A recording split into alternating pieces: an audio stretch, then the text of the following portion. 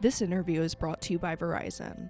When the Navy and Marine Corps look to securely, effectively modernize their network and voice communications in the continental United States or outside the contiguous United States, Verizon's suite of services, solutions, and contract vehicles are there to help meet mission needs.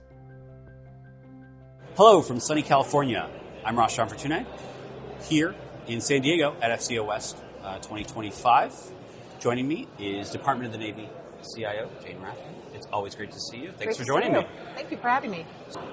Maintaining agility and making sure everything's secure. I know that is a constant process, but I saw you talking about ISV2 yesterday, 2.0, and how that's working. So how do those things coalesce? Yeah, so it's a tough road, right? We've got very old systems in some cases, a lot of technical debt, and some of it not as secure as it should be. And how do we balance that with modernizing the IT ecosystem? And so in our optimized pillar in ISV 2.0, that's exactly what we're struggling with. Of course, in IT, you can't turn something off until you have something new to go to. And so flank speed would be our example of where we rapidly modernized our IL5 ecosystem, moving to the flank speed Azure platform, following zero trust principles. And now we've got this really we've been given accolades by the DoD CIO for meeting 151 of the 152 zero trust criteria. And so feel really good about the security of that platform. The secret sauce there was that we worked with the cyber operators, the acquisition committee, and the resource sponsors and the requirement owners. We were all side by side in the same car together, driving fast so that we could deliver that platform quickly. And the capability is really exponentially better than our previous capability, but we still have to maintain some of that old infrastructure because we haven't yet gotten everything off of that old infrastructure. And so it's a balance. It's expensive. We'd like to move faster. We're about to launch our modernization of our secret ecosystem to get to a virtualized environment as well, and that will be zero trust. And so the faster we can get to zero trust enabled platforms, the faster we can get off of our old legacy, less secure. I was aghast at the 151 of 152. I know that had been talked about in the fall and all that kind of stuff, so I'm a little late to it. But what kind of lessons do you take from that? You talked about involving the resource officers and the contract people. How is that going to spread, and what lessons do you learn, and how do you apply them? Yeah, so lessons learned, really the big lesson was learned is that working together, being in the same room, constantly going back and forth between the folks who are going to command and control that ecosystem with the folks who are developing it, and really understanding, talking to each other on a regular basis, making sure the resource sponsor is right there for the conversation. That's us, the DON CIO. And again, getting the requirements, all the requirements owners. We also learned that to really command and control and really be rapid responders to when there are issues in our infrastructure, that we need to move from a government-owned contract operator model to a government-owned, government-operated contract supported model. And that was a big lesson learned, and so we're evolving and moving into that direction for our IT ecosystem. So, we're talking about zero trust because this is where so much emphasis is. How is that moving along outside of the successes that you've had? Like where you said you got to move faster. What does that look like, and how are you planning for that?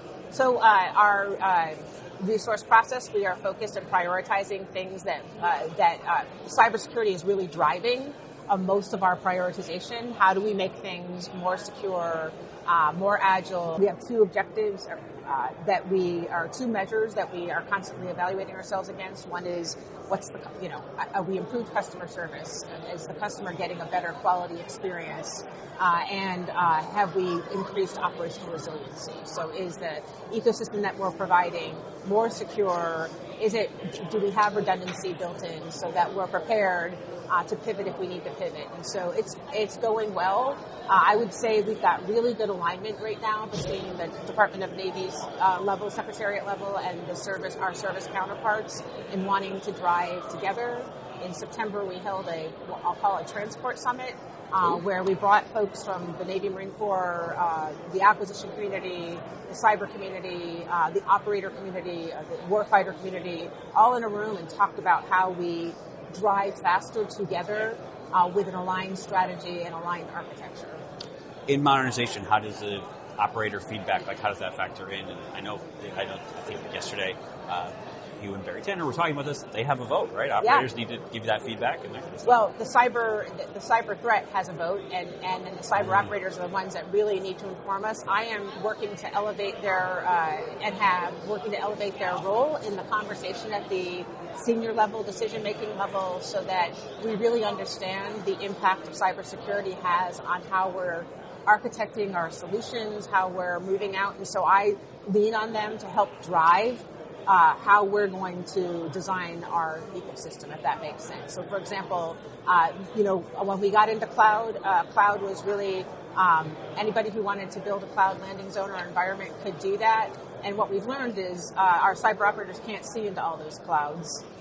So that we need to evolve to a cloud architecture that was purposely designed with cybersecurity in mind.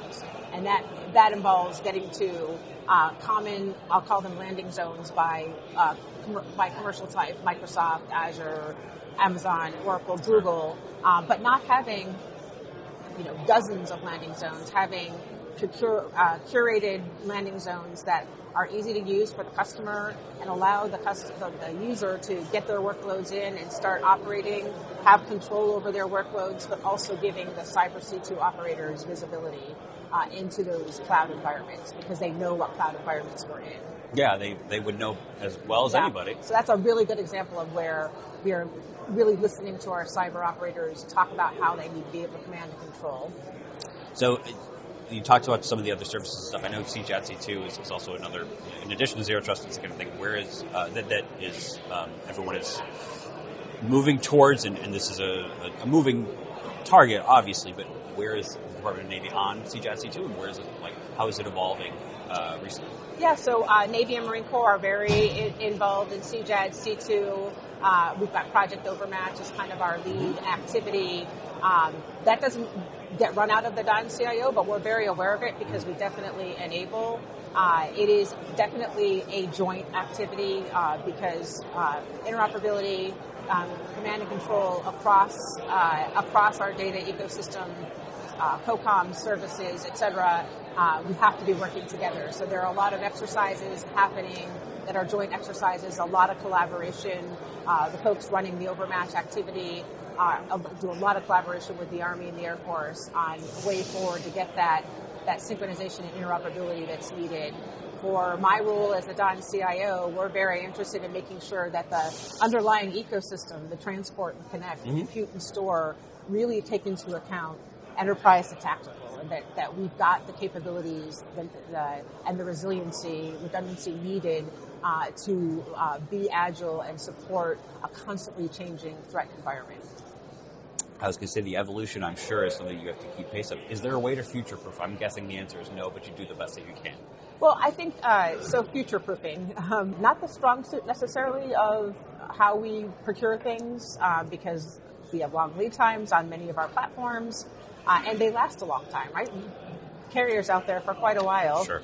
And so in the IT space, how we're trying to future-proof, and I think we've talked about this before, it's kind of a horizon methodology. Yes. We've got to keep anchored in what we're delivering today and how it's supporting and bringing better capabilities to the warfighter, but we also have to see what's coming down the pike from an IT perspective and figure and pilot with those things, be introduced to new ways of thinking about how we will deliver the IT platform and experiment with them. And when we are ready to scale, start spending our money on those things to see how they would scale into our ecosystem. Culture shifting, culture changing, sure, working with our operators to say, hey, we used to do it this way, but now with this technology, we can rethink processes and operations and how do you marry up those two things, if that makes sense to you? Like how do you say, well, tech can do this, and this isn't how we used to do things, but if we can maneuver in the cloud all the way to the tactical edge,